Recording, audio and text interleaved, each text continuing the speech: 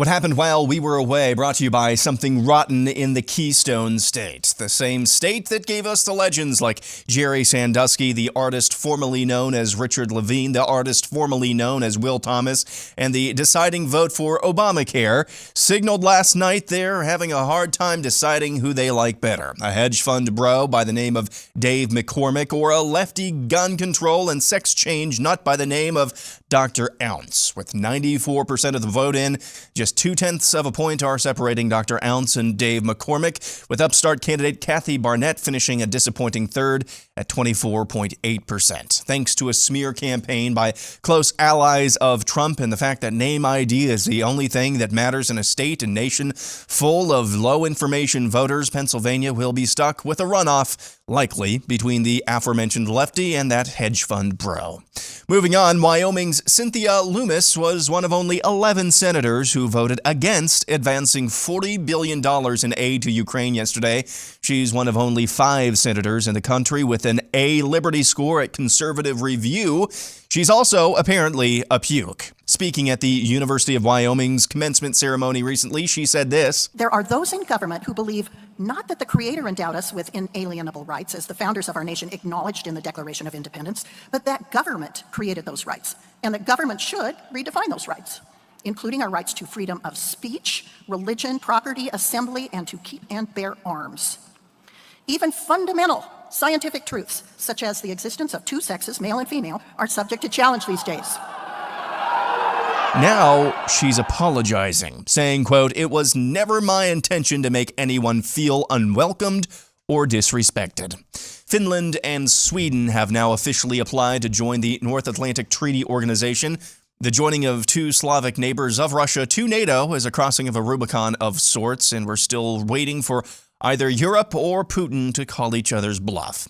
Groomer update: this mother in Las Vegas read to the Clark County School District Board a reading assignment for her 15-year-old daughter. "This will be horrifying for me to read to you, but that will give you perspective on how she must have felt when her teacher required her to memorize this and to act it out in front of her entire class.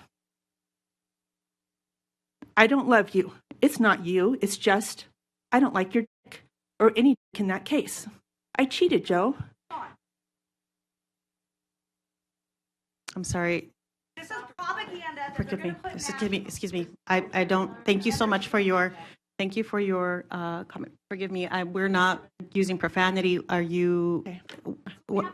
For those of you listening, the mother read the pornographic reading assignment for about 10 seconds and was cut off by the board for using profanity.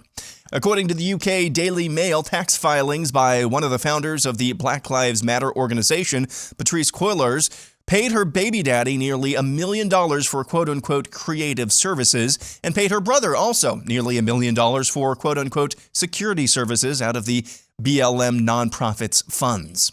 New data from the CDC shows 5 to 11-year-olds have a 2 to 30% higher COVID infection rate among those who have received the jab compared to unjabbed kids.